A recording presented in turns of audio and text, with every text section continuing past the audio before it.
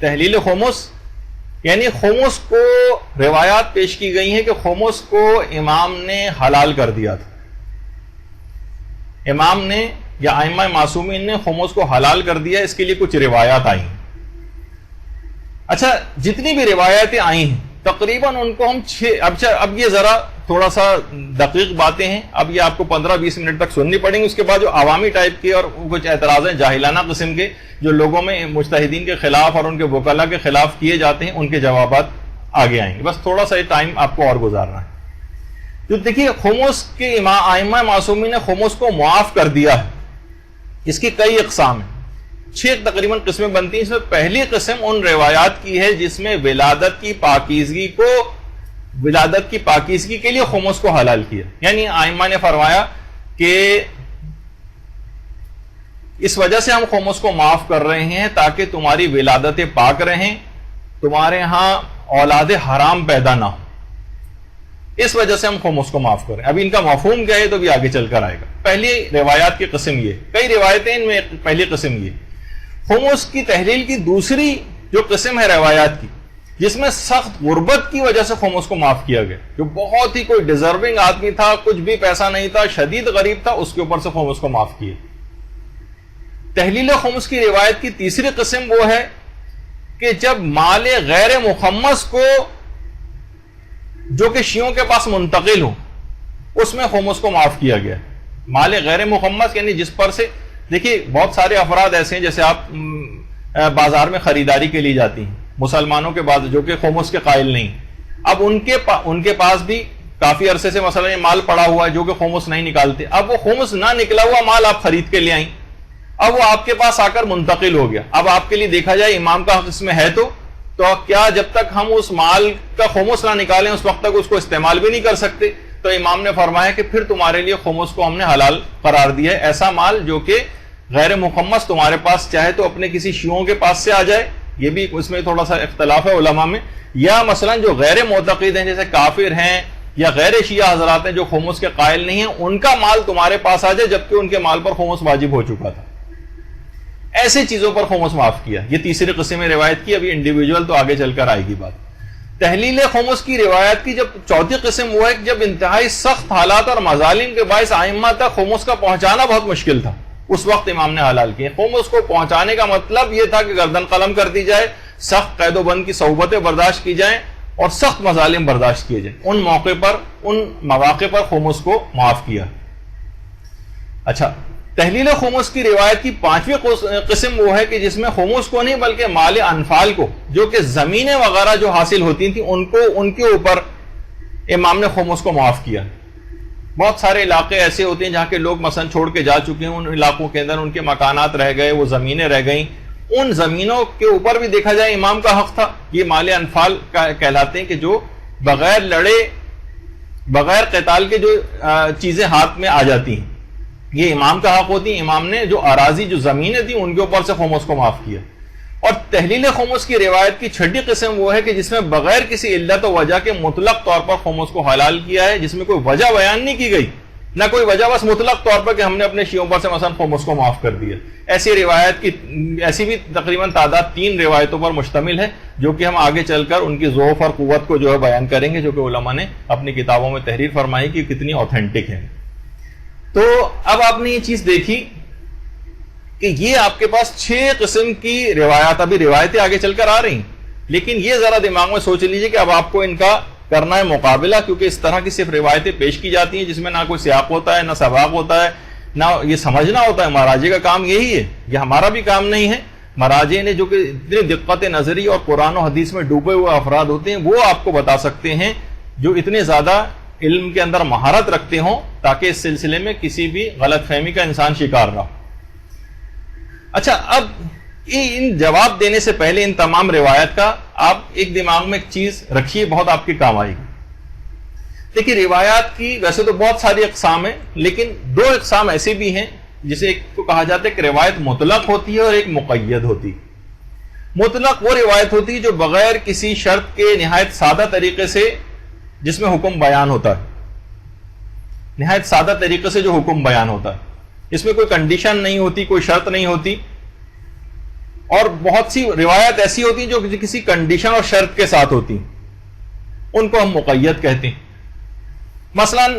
روایت آ جائے کہ عالم کا احترام کرو، یہ ایک مطلق روایت ہے، یعنی سب عالموں کا احترام کرنا ہے۔ لیکن مثلا اگر دوسری روایت آ جائے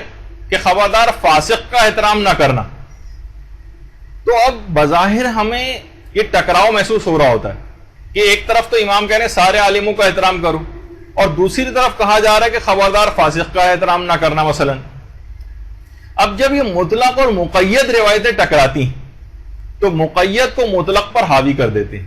اور ہم یہ کہتے ہیں کہ صرف فاسق و فاجر کا احترام نہ کرو، باقی سب کا احترام کرنا۔ یہ آپس میں ویسا ٹکراؤ نہیں ہوتا کہ بھئی یہ تو بالکل متضاد روایتیں، نہیں، یہ ایکسیپشنز بیان کرتی۔ جیسے آپ نہیں سنتی کہ جناب کرفیو ہے تو کرفیو میں کوئی شخص باہر نہیں نکلے گا، لیکن قانون نافذ کرنے والے ادارے اس سے مستثنا۔ یہ ایکسیپشنز ہیں، یہ مستثنیات ہیں، یعنی اس کا مطلب ہے کوئی باہر نہیں نکلے گا سوائے ان چند افراد کے۔ ہم صرف یہ نہیں کہہ سکتے جب قانون نافذ کرنے والے ادارے باہر نکل رہے ہیں اور روڈوں پہ گاڑیوں میں اور موٹر سائیکلوں پہ گھوم رہے ہیں تو ہمیں کیوں نہیں؟ نہیں، وہ ان کی ایکسیپشن ہے، سب لوگوں کے اوپر اس کا حکم کا اطلاق نہیں ہوتا۔ اچھا، اب یعنی جو روایات اس سلسلے میں آئی ہیں جس میں خموس کو حلال کیا گیا ہے، یہ ایکسیپشنز ہیں، وہ مقید ہیں، وہ کسی شرط کے ساتھ ہیں، وہ اس وجہ سے ان کو صرف ان جگہوں پر معافی ملے گی جہاں جن مثلا غربت کی وجہ سے، مثلا جو ہے وہ جب غیر مخمس مال کسی کے پاس منتقل ہو، ان کی طرف جب مال آئے تو ان کا خمس نہیں دینا، یعنی کچھ خاص ایکسیپشنز ہیں جس کو بیان کیا گیا۔ اچھا، مثلا جیسے قرآن کی آیت ہے وَأَحَلَّ اللَّهُ الْبَيْعَ وَحَرَّمَ الرِّبَا، خدا نے خرید و فروخت کو حلال کیا ہے اور سود کو حرام کیا ہے۔ اس کا مطلب ہے قرآن نے واضح طور پر بتا دیا کہ سود حرام ہے، لیکن کتنی ہی روایتیں ایسی آئی ہیں مختلف الفاظوں سے جس میں امام نے فرمایا کہ لا ربا بین الولد والوالد وزوج وزوجتہ والعبد والمولا والمسلم والکافر، کہ کوئی سود ہے ہی نہیں جب چار افراد کے درمیان ڈیلنگ، باپ اور بیٹے میں، شوہر اور بیوی میں، آقا و غلام میں، مسلمان و کافر حربی میں۔ اب آپ کہیں گے بھائی روایت کے اندر تو امام فرمانا ہے چار افراد ایک دوسرے کو سود لے اور دے سکتے ہیں، اور جبکہ قرآن کی آیت ہی کہہ رہی ہے کہ خدا نے سود کو حرام قرار دیا، تو یہ تو اس سے ٹکرا رہی ہے۔ نہیں، اس کا مطلب یہ ہوگا کہ یہ زیادہ گہرائی میں جا کر قرآن کی آیت کی حد بندی کر رہی، یعنی جس میں امام یہ بات بیان فرما رہے ہیں کہ باقی سب کے لیے خمس جو ہے، باقی سب کے لیے سود حرام رہے گا سوائے ان چار افراد کے۔ یہ ایکسیپشنز بیان ہو رہی ہیں، حکم سود وہی ہے جو قرآن کے اندر آیا ہے۔ یا جیسے مثلا جو قرآن کا حکم ہے کہ یوصیکم اللہ فی اولادکم، خدا تم کو وصیت کرتا ہے کہ اپنی اولاد کو میراث دو۔ اس کا مطلب ہے ساری اولاد کو میراث ملنی چاہیے۔ اب روایت کے اندر یہ بات آئی کہ بیٹا مثلا اگر باپ کو قتل کر دے تو قاتل بیٹے کو میراث نہیں ملے گی۔ اب آپ یہ تھوڑی کہیں گے بھئی یہ تو آیت قرآن سے ٹکرا رہی ہے، جب قرآن کہہ رہا ہے کہ سب اولاد کو میراث ملے گی تو پھر اس میں قاتل بیٹا بھی آ گیا؟ نہیں، قاتل مثلا کوئی بیٹا اپنے باپ کو قتل کر دے، ملینر اور بلینر باپ ہو، اس کا لکھ پتی، کروڑ پتی اور ارب پتی، اور کچھ سال سزا بھگتنے کے بعد وہ آئے کہہ کہ میرا باپ کا کیونکہ مر چکا ہے، چاہے میں نے اس کو مارا ہے لیکن مجھے اس کی میراث میں سے حصہ دو، نہیں، اس کا میراث کا حصہ ختم ہو جائے گا۔ لیکن قرآن نے نہیں کہا، قرآن نے تو کہا کہ یوصیکم اللہ فی اولادکم، خدا تم کو وصیت کرتا ہے کہ اپنی اولاد کو میراث دو، جو آگے تک آیت چل رہی۔ تو اس کا مطلب یہ ہوا کہ قاتل بیٹے کو میراث نہیں ملے گی، حدیث کے اندر آیا، اور یہ ایکسیپشن بیان ہوئی، یہ استثناء بیان ہوا۔ اسی طریقے سے مثلا کافر بیٹے کو میراث نہیں ملے گی،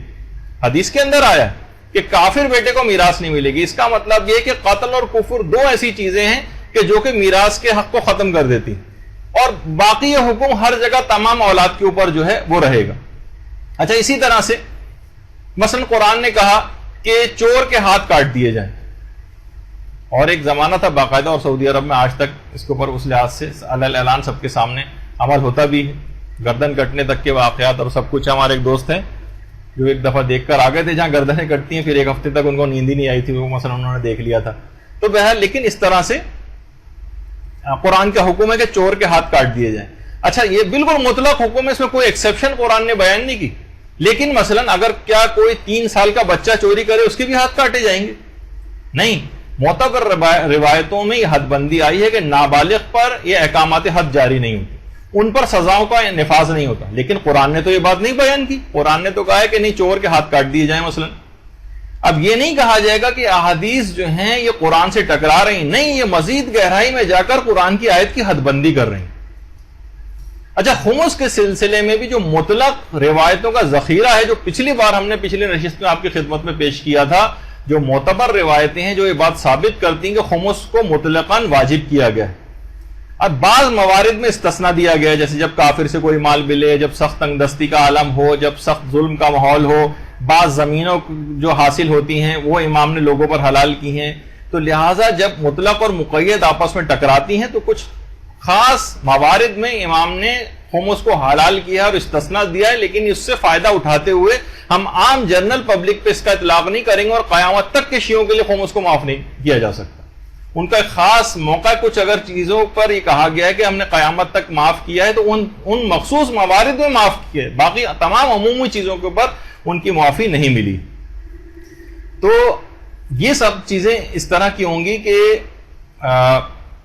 ایسے ہی جیسے مثلا کہا جائے کہ جناب حج کرنا تو سب پر واجب ہے جو بھی صاحب استطاعت، لیکن مثلا جان کا خطرہ ہو تو اس پر سے حج ساقط ہے. یا مثلا اگر سفر اس کا پرامن نہ ہو تو ڈاکو ہیں اور مختلف جان کا خطرہ موجود ہے تو اس پر سے حج ساقط ہے. صحت نہ ہو تو حج ساقط ہے. بڑھاپا ہو بہت زیادہ تو حج ساقط ہے. تو اگر آپ ان تمام روایات کو لے آئیں کہ جس میں حج ساقط کیا گیا اور سب لوگوں پر سے حج کو ساقط کر دیں تو کہا جائے گا نہیں، یہ ایکسیپشنز بیان ہوئی ہیں، یہ ایکسیپشنز ہیں، یہ مستثنیات ہیں. ان کے علاوہ، ان اصناف کے علاوہ جتنے بھی ہیں ان سب کے اوپر حج واجب رہے گا جو بھی صاحب استطاعت ہوگا. تو دیکھیے خمس کا جو وجوب ہے یہ روایت کے علاوہ قرآنی آیت سے بھی ثابت ہے، جس پہ ہم پوری ایک نشست کر چکے ہیں پچھلی دفعہ. وَاعْلَمُوا أَنَّمَا غَنِمْتُمْ والی آیت، اس سے ثابت ہوتا ہے کہ خمس دینا واجب ہے. اب کوئی حدیث خواہ کتنی ہی طاقتور کیوں نہ ہو، کیا وہ کسی قرآنی حکم کو منسوخ کر سکتی ہے یا معطل کر سکتی ہے؟ اگر نہیں، اس کا جواب ہے کہ نہیں کر سکتی کوئی بھی حدیث. ہاں البتہ ایکسیپشن ڈال سکتی. تو جب آیت قرآنی جب کسی حدیث سے ٹکرائے گی، مثلا ایک طرف آیت قرآنی کہہ رہی ہے وَاعْلَمُوا أَنَّمَا غَنِمْتُم مِّن شَيْءٍ، سب لوگوں کو مثلا خمس دینا جو کچھ بھی بچت ان پر، اور کچھ احادیث کے اندر یہ بات آ جائے کہ خمس کو حلال کر دیا گیا. تو جب یہ احادیث قرآنی آیت سے ٹکرائیں گی تو کیا یہ ان کے دائرے کو محدود کر سکتی؟ دیکھیے سب سے پہلی بات تو یہ کہ آگے چل کر ہم اس کو ثابت بھی کریں گے کہ یہ جو تحلیل خمس کی جتنی روایتیں آئیں یہ زیادہ تر روایتیں ضعیف ہیں، ضعیف روایتیں. تو ضعیف روایت کبھی بھی قرآن کی آیت کے دائرے کو چھوٹا نہیں کر سکتی. اچھا، اگر آپ کہیں گے کہ یہ قرآن کی وَاعْلَمُوا أَنَّمَا غَنِمْتُم والی آیت منسوخ ہو گئی تو ہم کہیں گے ناسخ آیت دکھائیے، کیونکہ قرآن کے اندر باقاعدہ حکم بھی آیا کہ مَا نَنسَخْ مِنْ آیَةٍ أَوْ نُنْسِهَا نَأْتِ بِخَيْرٍ مِنْهَا أَوْ مِثْلِهَا. جب بھی کوئی آیت کو ہم منسوخ کرتے ہیں تو اس جیسی اس سے بہتر آیت جو ہے وہ قرآن کے اندر لے آتے ہیں، اس جیسی ہے اس سے بہتر. تو آپ ناسخ آیت دکھائیے. قرآن میں کہا ہے کہ جہاں سے جب خمس کی یہ والی آیت منسوخ ہو گئی تو ناسخ آیت دکھائیے. اچھا دیکھیے، تمام احکامات یہ پیغمبر اسلام لے کر آئے ہیں اور وہی شریعت ائمہ کے ادوار میں بھی رہی. کوئی اسلامی حکم ایسا نہیں ہے کہ جو پیغمبر نے واجب کیا ہو اور پھر اس کے بعد کے ائمہ نے اسے مطلقاً ختم کر دیا ہو یا منسوخ کر دیا ہو، کیونکہ حلال محمد قیامت تک کے لیے حلال ہے اور حرام محمد قیامت تک کے لیے حرام. درود بھیجیے محمد والے محمد.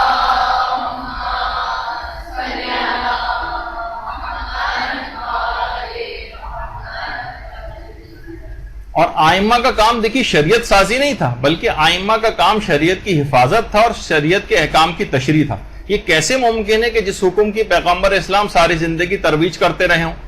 اور اس کی اہمیت بیان کرتے رہے ہوں، اگر اس حکم کو منسوخ ہونا ہی تھا اور اس کی کوئی ضرورت باقی نہ تھی تو پیغمبر اپنی حیات ظاہری میں اس حکم کو منسوخ کر کے چلے جاتے یا کوئی اشارہ دے جاتے کہ یہ حکم عارضی اور بعد میں منسوخ ہو جائے گا. لیکن روایتوں میں کہیں ایسی بات بیان نہیں ہوئی. اور بالفرض اگر کچھ روایتیں بھی ہیں اور جو قرآن سے ٹکرا رہی ہیں تو وہ اصول تو سب کے پاس موجود ہے کہ ایسی روایتوں کو جو قرآن سے ٹکرائیں، وہ تو کتنی احادیث میں بھی بات آئی ہے کہ ان کو دیوار سے دے مارو یا جو بھی، لیکن بہرحال ان میں سے جو معتبر روایتیں وہ ایکسیپشنز بیان کرنے کے لیے. اچھا، اب آ جائیے ان روایات کی طرف کہ پھر آخر یہ خمس کو حلال کر دیا گیا ہے، امام نے کیوں کہا؟ اول تو وہ ایک الگ بات ہے کہ وہ روایات زیادہ تر ضعیف ہیں، وہ میں آگے چل کے بیان کروں، لیکن بالفرض اگر وہ معتبر بھی ہوتی تو تحلیل خمس کی روایت کا اصل مفہوم کیا ہے؟ دیکھیے، جو پہلی قسم بیان کی گئی ہے روایتوں، ولادت کی پاکیزگی کے لیے خمس کو حلال کیا گیا ہے تاکہ تمہاری ولادتیں پاک رہیں، یعنی تاکہ تمہارے بچے حرام کے بچے نہ ہوں، ان کی ولادتیں پاک ہوں۔ اور کتنی ایسی روایتیں ہیں، اب میرے پاس اتنا وقت بھی نہیں کہ ان سب روایتوں کو پڑھوں، لیکن سب کے اندر ایک ہی بات آئی ہے، چاہے وہ فضیل سے ہو، زرارہ سے ہو، اسحاق ابن یعقوب سے ہو، دیگر راویوں سے ہو، سب کا یہی ہے کہ ولادت، تاکہ تمہاری ولادتیں پاک رہیں۔ اس کا مطلب یہ ہے کہ اگر کوئی شخص خمس ادا نہ کرے اور اس مال کو استعمال کر لے کہ جس پر خمس واجب ہو، تو آپ سے بھی سوال ہے اور معترضین سے بھی، تو کیا اس کی اولادیں حرام کی اولادیں ہو جاتی ہیں یا وہ غیر حلالی ہو جاتی ہیں؟ کوئی خمس نہیں نکال رہا ہے اگر، یہ بات تو وہ بھی نہیں کہتے کہ جو کہ خمس کے حلال ہونے کے قائل۔ اس کا مطلب یہ ہے کہ ان احادیث کا مفہوم کچھ اور ہے، یعنی کہ یہ معنی کہ امام یہ کہنا چاہ رہے ہیں کہ جو خمس نہیں نکالتا اور اس پیسے کو استعمال کر لیتا ہے اس کی اولادیں حرام اولادیں ہو جاتی ہیں؟ نہیں، ایسا تو نہیں، کیونکہ اگر مال حرام سے اولادیں حرام ہوتی تو، اور اس وجہ سے امام نے حلال کر دیا تاکہ ان کے جسم میں حرام مال نہ جائے اور اولادیں حلال رہیں۔ اگر ایسا ہوتا کہ حرام اموال کو استعمال کرنے سے اولادیں حرام ہو جاتی تو دیگر اموال حرام بھی تو جسموں میں جاتی ہیں، ان کا آپ کیا کریں گے؟ کیا ان کو بھی حلال کر دیں گے؟ مثلا جیسے رشوت کا پیسہ ہے، یا مثلا غصب کا پیسہ ہے، ظلم کا پیسہ ہے، یہ اس سے بھی اگر اولادوں کی پرورش ہو رہی ہے تو یہ بھی اولادیں حرام ہو جانی چاہیے، اور ان حرام سے بچنے کے لیے بھی امام کو چاہیے تھا کہ ان چیزوں کو بھی حلال کر جاتے، معاذ اللہ۔ ایسا تو نہیں ہے نا؟ پھر کیا وجہ ہے کہ دیگر اموال حرام تو حلال نہیں کی اور صرف خمس کو جو ہے وہ حلال کر دیا؟ اب ایک سوال، اچھا اب اگر شیعوں پر سے خمس اس وجہ سے معاف ہے کہ ان کی اولادیں پاک رہیں، تو پھر غیر شیعہ مسلمانوں سے نکاح کی اجازت کیوں ہے؟ بلکہ اگر باپ یا ولی مثلا راضی ہو اور عقائد بگڑنے کا بھی کوئی امکان نہ ہو، یعنی اس میں کچھ شرطیں ہیں خاص جس کا خیال رکھنا، صرف ایک لائن کو پڑھ کے کوئی اس پہ عمل نہ شروع کر دے، اگر ولی کی اجازت بھی ہو اور عقائد کے بگڑنے کا احتمال بھی نہ ہو تو شیعہ لڑکی بھی غیر شیعہ مسلمان سے شادی کر سکتی، اور مرد حضرات کو تو اجازت ہے ہی، نکاح موقتہ عارضی نکاح وہ تو اہل کتاب کافر سے بھی کر سکتے ہیں، اور کچھ علماء تو نکاح دائمی کی بھی اجازت مثلا دیتے ہیں۔ تو اچھا، یہ افراد جن سے شادی کی اجازت ملی ہے جو کہ غیر شیعہ، یہ تو خمس نہیں نکالتے، یا وہ کافر اہل کتاب بھی خمس نہیں نکالتے، ان کے جسموں کی پرورش بھی اسی حرام مال سے ہوئی ہے۔ اب ان سے جب شادی کی اجازت ہے اور ان سے جو اولادیں پیدا ہوں گی وہ بھی تو ایک لحاظ سے حرام کی اولادیں ان سے ہوں گی، تو ان سے بھی نکاح کو حرام قرار دے دینا چاہیے تھا۔ تو ایک صاحب نے تو باقاعدہ لکھا ہے، جن کا مشن اور مقصدی مرجعیت کو نقصان پہنچانا ہے، کہ خمس صرف شیعوں پر سے معاف ہے، غیر شیعوں پر سے معاف نہیں۔ پھر ہم یہی بات کہیں گے تو ان اموال حرام کے حامل افراد، ان سے پھر آخر نکاح اور اولادیں کیسے جائز ہوں؟ اچھا، جس زمانے میں خمس حلال نہیں ہوا تھا، جیسے پیغمبر اسلام کا دور یا امیر المومنین وغیرہ کا جو دور تھا، تو اس میں کون سا 100% لوگ خمس نکالتے تھے؟ کیا کسی جگہ انہوں نے کبھی رسول یا ائمہ نے کچھ افراد کو کہا یا پکڑا کہ تم خمس نہیں نکالتے ہو لہٰذا تمہاری اولادیں بھی حرام کی اولادیں؟ نہیں، یہ بات کبھی نہیں کہی گئی، اور انہیں بھی خمس کو معاف نہیں کیا گیا۔ تو آخر صرف بعد والوں کو یہ سہولت کیوں ملی، پہلے والوں کو سہولت کیوں نہیں ملی؟ لہٰذا اس کی کوئی دلیل نہیں۔ اچھا، ایک روایت ہے جس میں 5ویں امام نے یہ بات بیان کی تھی، جو علل الشرائع میں بھی ہے، کہ امیر المومنین نے لوگوں پر سے خمس کو معاف کیا تاکہ ان کی ولادتیں پاک رہیں۔ اگر ہم اس روایت کو لے کے آتے ہیں تو ان تمام روایات سے وہ ٹکراتی ہے جس میں بعد کے ائمہ نے خمس ریسیو کیا ہے۔ اگر امیر المومنین خمس کو حلال قرار دیے گئے تھے تو بعد کے ائمہ سختی کے ساتھ خمس کیوں وصول کرتے رہے؟ جب ایک چیز واجب ہی نہیں رہی تھی تو پھر ائمہ کیوں وصول کر رہے تھے خمس؟ تو ان سوالوں کا بھی کوئی جواب نہیں۔ تو لہٰذا ان احادیث کا صحیح مفہوم یہ ہے کہ ان احادیث میں اچھا، اب یہ جو تحلیل خمس کی جو روایتیں آئیں، الگ الگ روایتیں ہیں کہ جس کے اندر خمس کو جو ہے وہ حلال کیا گیا ہے، کہ اور وجہ یہ بتائی گئی ہے تاکہ تمہاری ولادتیں پاک رہیں۔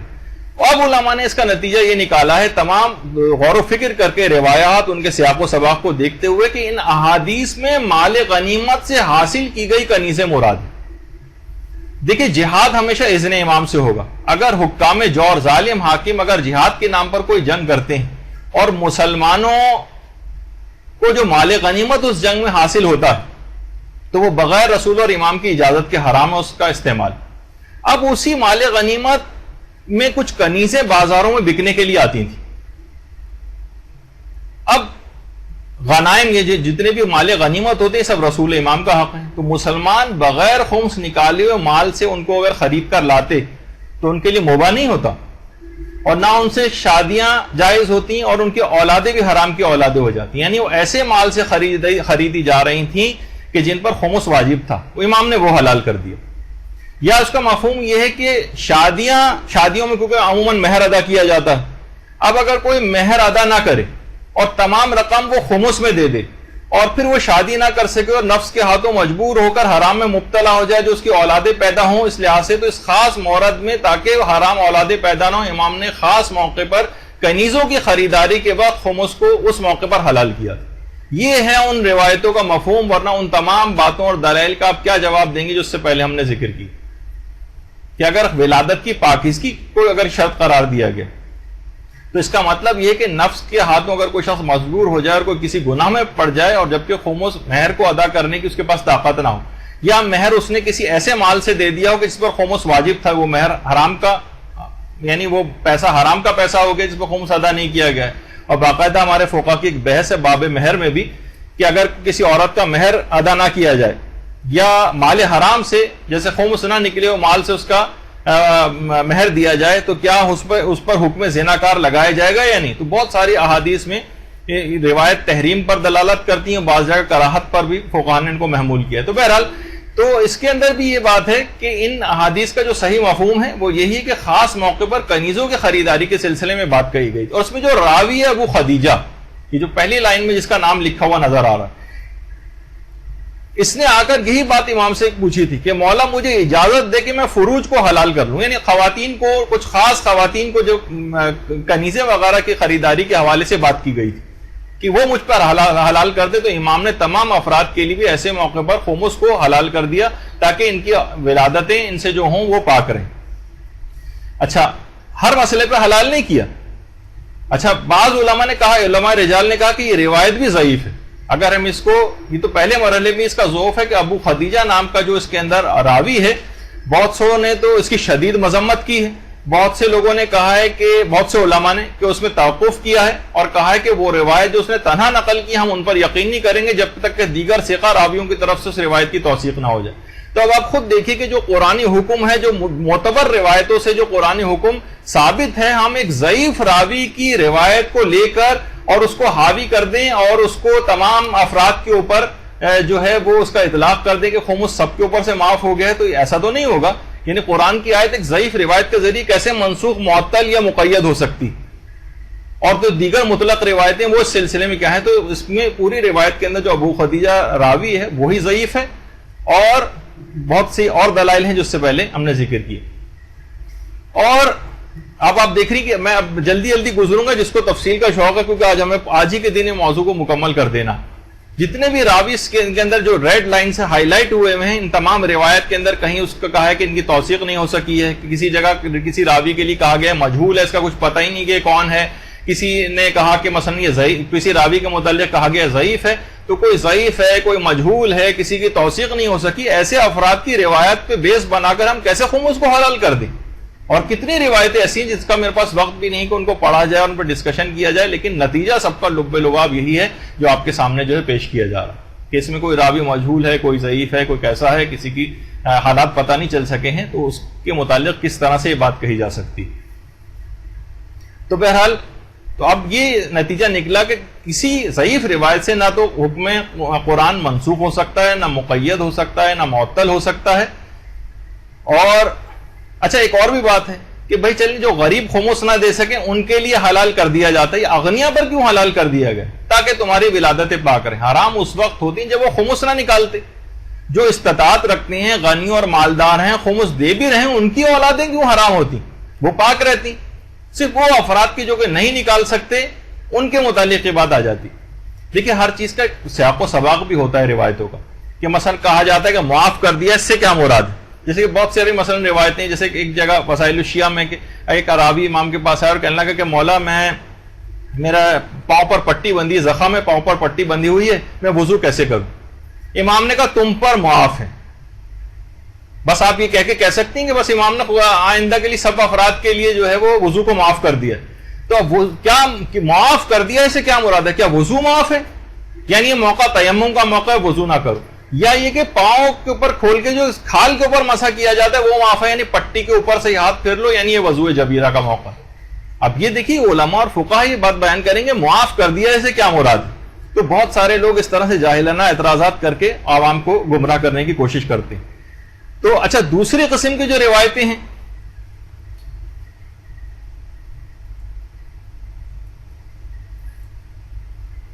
کہ جب شدید غربت کی وجہ سے خمس کو معاف کیا گیا,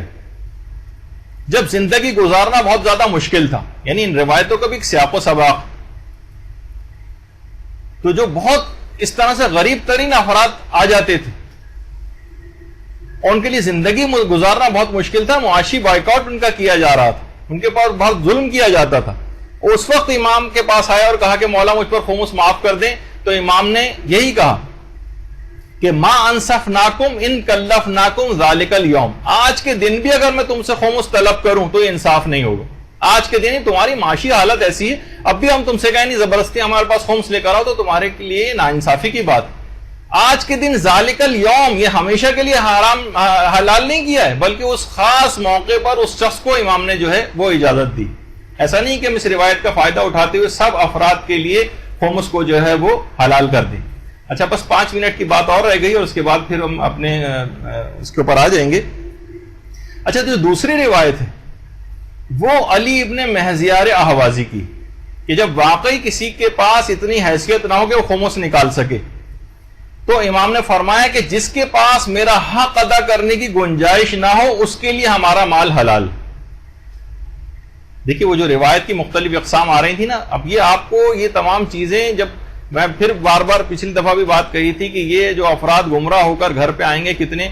ہمارے پاس ای میل وغیرہ بھی آتی ہیں کہ وہ ایسے افراد کی کتابیں پڑھ کے لوگ گھروں میں آتے ہیں اور پھر اس قسم کے سوالات کرتے ہیں تو ان کے پاس جواب نہیں ہوتے. تو امام نے فرمایا جس کے پاس ہمارے حق ادا کرنے کی گنجائش نہ ہو اس کے لیے ہمارا مال حلال. جو ہمارا حق ادا کرنے کی گنجائش نہ رکھتا ہو اس کے لیے حلال قرار دیا گیا. یعنی محتاج اور تنگ دست افراد کی بات ہے, سب کی بات نہیں. اچھا دیکھیے, جبکہ ولادت کی طہارت کا معاملہ جو تھا وہ تو تمام سب شیعوں کے حوالے سے تھا, چاہے وہ محتاج ہوں چاہے غنی ہوں. اب یہ تو ہو نہیں سکتا کہ جو تنگ دست افراد خمس نہ دیں تو ان کی اولادیں تو حلال رہیں, اور خوشحال افراد خمس نہ دیں تو ان کی اولادیں حرام ہو جائیں. اچھا, جبکہ پچھلی روایت میں آپ نے دیکھا کہ خمس نہ حلال ہونے کی وجہ, خمس حلال ہونے کی جو وجہ بیان کی گئی تھی وہ یہ تھی تاکہ ولادتیں پاک رہیں, اور یہاں پر امام نے کہا جو حق کو ہمارے ادا نہ کر سکتا اس کے لیے ہم حلال کر رہے ہیں. اس کا مطلب یہ روایتیں بھی آپس میں ٹکرا رہی, کیونکہ اگر امام پہلے سے ہی تمام افراد کو, غنی اور فقیر سب کو معاف کر گئے تھے, تو یہاں پر الگ سے اس روایت کے اندر یہ بات کیوں کہی گئی کہ جو ہمارے حق کو ادا کرنے کی طاقت نہ رکھتا ہو, کیونکہ طاقت رکھتا ہو نہ رکھتا ہو تو پہلے سے ہی حلال ہو چکا تھا, تو پھر الگ سے امام کو یہ بات کہنے کی کیا ضرورت ہے. تو ان روایات میں آپس میں بھی اس طرح سے ٹکراؤ پایا جاتا ہے. تو دیکھیے تحلیل کی جو روایتیں آئی ہیں بعض اوقات انفرادی طور پر اجازت دی گئی, جیسے کہ ہمارے امام علی نقی علیہ السلام کے پاس ایک نمائندے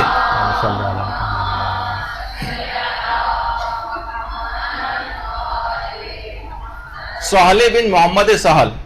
غلطی سے انہوں نے خمس کے 10,000 درہم جو خرچ کر دیے, غلطی سے خرچ ہو گئے, اور یہ امام کے پاس آئے, روایت میں ہے, اور امام سے کہا کہ مولا میں نے جو مال استعمال کر لیا غلطی سے, آپ مجھ پر وہ حلال کر دیں. امام نے فرمایا جو مال تم خرچ کر چکے ہو وہ ہم تم پر حلال کرتے ہیں, اس کی معافی دی جاتی. ٹھیک ہے, امام نے اپنی اسپیشل پاور کو استعمال کیا, تم سے غلطی ہو گئی, اب تمہارے ادا کرنے کی طاقت نہیں, ہم معاف کرتے ہیں, چل. لیکن سب کو تو یہ نہیں کہا امام نے, البتہ روایت میں بھی جملے جو ہیں اس کے مطابق امام نے اس بات کو پسند نہیں کیا تھا کہ تم نے کیوں خرچ کیے. کہا کہ ان اموال کہ جس کے پاس بھی اس قسم کے اموال ہیں ان سے قیامت میں سخت سوال جواب کیے جائیں گے. تو روایت ایک خاص موقع پر ہے, خاص آدمی کے لیے, ہم اس روایت کو عموم نہیں دے سکتے کہ سب لوگوں کے لیے حلال کیا. یا جیسے وہ ایک راوی تھا جو کہ ہمارے 5ویں امام کے پاس آیا تھا، حکم بن علیہ اسدی، اور اس نے آ کر کہا کہ مولا میں بھی مال استعمال کر چکا ہوں، اس طرح کا مجھے معاف کر دیں۔ امام کا جملہ ہے کہ میں یہ تم پر حلال کرتا ہوں، تم پر، اس میں بھی تمام قیامت تک آنے والے شیعوں کے لیے حلال نہیں کیا۔ تو یہ اس سے پتہ چلتا ہے کہ حکم عمومی نہیں تھا، امام نے خاص حالات کو دیکھتے ہوئے، ان لوگوں کی حالت کو دیکھتے ہوئے کچھ خاص افراد کو اجازت دی تھی۔ یہ کیسا ممکن ہے کہ کوئی شخص انفرادی مسئلہ لے کر اپنا آئے اور امام قیامت تک کے تمام شیعوں کے لیے حلال کر دیں اس کو؟ اور باقاعدہ ایک روایت اور بھی ہے کہ جس میں یہ بات کہی گئی ہے کہ ایک مشکل ترین وقت قیامت میں وہ شخص سب سے زیادہ مشکل میں دوچار ہوگا کہ جب خمس کے حقدار پکار کر یہ بات کہیں گے کہ پروردگار خمس ہمیں ہمارا حق خمس نہیں دیا گیا، البتہ یہ ہمارے شیعوں پر سے معاف کر دیا گیا۔ یہ روایت علماء نے اس کے اوپر بہت زیادہ بحث بھی نہیں کہ روایت مرسل ہے، اور کسی مجہول شخص نے 5ویں اور 6ٹھے امام سے اس طرح سے نسبت دے دی ہے، تو لہٰذا اس کے اوپر زیادہ بات چیت بھی جو ہے وہ نہیں کی۔ اچھا، اسی طریقے سے تحلیل خمس کی روایت کی تیسری قسم تھی جب مال غیر مخمس لوگوں کے پاس منتقل ہو۔ جیسے میں نے مثال دی تھی کہ ظاہر لوگ خریداری کے لیے جاتے ہیں، خرید و فروخت، تجارت، ایسے افراد کے پاس سے آپ کے پاس مال آ جاتا ہے کہ جن پر خمس واجب تھا لیکن وہ خمس کے قائل ہی نہیں، لیکن آپ کے پاس آ تو گیا اور اس میں امام کا حق بھی موجود ہے۔ جیسے کوئی شخص چوری کی مثلا کوئی چیز لے آئے اور آپ کو لا کر بیچے، تو کیا آپ کے لیے جائز ہے؟ آپ کہیں گے بھائی اس نے چوری کی تھی، میں نے کوئی چوری تھوڑی کی تھی، تو اس سے اس چوری کا مال بھی نہیں خرید سکتے کیونکہ اصلاً اس کا مالک کوئی اور ہے۔ تو اسی طرح سے لیکن وہاں پر اس اصل مالک نہیں، امام نے جو ہے وہ اجازت دے دی کہ جب مال غیر مخمس تمہارے پاس منتقل ہو اس میں ہم تم کو اس بات کی اجازت دے رہے ہیں۔ یہ نہیں کہ اب تم پہلے خمس نکالو پھر اس چیز کو استعمال کر لو، جو بھی چیز بازار سے خرید کر لاؤ۔ تو یہ اس کے اندر ایک ایسا مسئلہ تھا کہ یہ آپ کو بتانا ضروری تھا۔ پھر اس کے بعد وہ تحلیل قسم کی خمس کی چوتھی قسم جو ہے روایات کی کہ جب انتہائی سخت حالات اور مظالم کے باعث پہنچانا بہت مشکل تھا امام تک، لوگ قید کر دیے جاتے تھے، قتل کر دیے جاتے تھے، تو کچھ خاص موارد میں بھی، اور یہ والی جو روایتیں بھی آئی ہیں کہ جس میں اس طرح کے موارد میں خمس کو حلال کرنے کی بات کہی گئی، اس میں بھی حکیم موزن ابن عیسیٰ نام کا ایک راوی ہے جو کہ مجہول الحال ہے اور کسی کو بھی نہیں معلوم کہ کہاں سے آیا ہے، اس کی خصوصیات کیا تھیں، کون سا یہ فرد ہے کہ جس نے خمس کی تحلیل کی روایتیں یہ والی روایت پیش کی ہے۔ تو لہٰذا علماء نے کہا، اور ایک راوی عبداللہ ابن سنان ہے جس نے اس قسم کی روایتیں بھی بیان کی ہیں سخت حالات کے اندر خمس کی معافی کی، تو یہ روایتیں اپنی سند کے اعتبار سے بھی ضعیف ہیں۔ اور اس کے بعد 5ویں قسم کہ جس میں خمس نہیں بلکہ مال انفال کو یعنی زمینوں کو حلال کیا امام نے۔ بہت ساری چیزیں اس طرح کی ہیں کہ جس میں بہت ساری زمینیں آ جاتی ہیں، جو روایت تھی اس کے اندر یہی ہے کہ زمینوں کا ارض من الارض، یہ جو آپ کو لکھا ہوا نظر آ رہا ہے، زمینوں کو امام نے حلال کیا کہ جو اس طرح سے بغیر جنگ کے بہت ساری زمینیں اس زمانے میں ہاتھ آ جاتی تھیں، تو اس کی امام نے فقط اجازت دی ہے اور کسی چیز کی اجازت جو ہے وہ نہیں دی گئی۔ تو بس اس کے اندر بس یہ بات ایک اور بیان کر دی جائے کہ اب اس میں جو پرابلمز ہیں سب کے اندر، ان تمام روایتیں جو ابھی تک آپ نے دیکھی کہ اگر ہم تحلیل خمس کی روایات کو لے کر آئیں گے تو ہم قرآنی آیت کا کیا کریں گے جو واجب ہونے کا حکم بیان کر رہی، اسے منسوخ کرنے کے لیے اس آیت کو یا معطل کرنے کے لیے کوئی دوسری آیت قرآنی ہو تو بتائیے، یا روایت متواترہ یا احادیث صحیحہ ہو تو بتائیے، لیکن وہ جو روایتیں آپ پیش کر رہے ہیں وہ سب ضعیف ہیں، اور ضعیف آیت کبھی قرآن کی آیت کے نہ تو دائرے کو کم کر محدود کر سکتی ہے نہ معطل کر سکتی ہے، معتبر روایت ہونی چاہیے۔ تو اس کا مطلب ہے کہ سب کو معافی نہیں دی گئی کہ اس خاص مصلحتوں کی وجہ سے وہ معافی دی گئی۔ تو بہت ساری اس کے اندر پرابلمز ہیں، تو اس کو مجتہد متضاد روایتوں کو اپنے نور اجتہاد سے جمع کرتا ہے، الجمع بین الروایتین جس کو کہا جاتا ہے۔ یہ نور اجتہاد سے یہ مسئلہ حل ہوتا ہے۔ سب سے پہلے تو ضعف روایت سے مسئلہ حل ہو گیا کہ ضعیف روایت کبھی بھی معتبر روایتوں کا مقابلہ نہیں کر سکتی۔ تو یہ حکم خمس نہ تو منسوخ ہوا ہے نہ معطل ہوا ہے، یہ حکم ویسے ہی برقرار ہے۔ خاص موارد میں اجازت، اگر معتبر روایتوں کو ہم ان روایت کو معتبر مان بھی لیں تب بھی خاص موارد میں اجازت ہے، جب ظالم سے جان بچانا تھا، غیر معتقد کا مال آ گیا تھا، کافر کا مال آپ کے پاس آ جائے، مال انفال میں زمینیں آ جائیں اور غربت کی وجہ سے معاف کیا گیا ہے، اور یہ خاص حالات میں کچھ خاص افراد کو امام نے اسپیشل پاورز کے تحت معافی دی تھی، سب کو یہ معافی نہیں دی گئی تھی۔ تو اگر ہم تمام صرف تحلیل خمس کی روایتیں لے کر آئیں اور وجوب خمس کی روایت کو بالکل نظر انداز کر دیں، قرآن آیت کو بالکل نظر انداز کر دیں، تو سخت ناانصافی کی بات ہوگی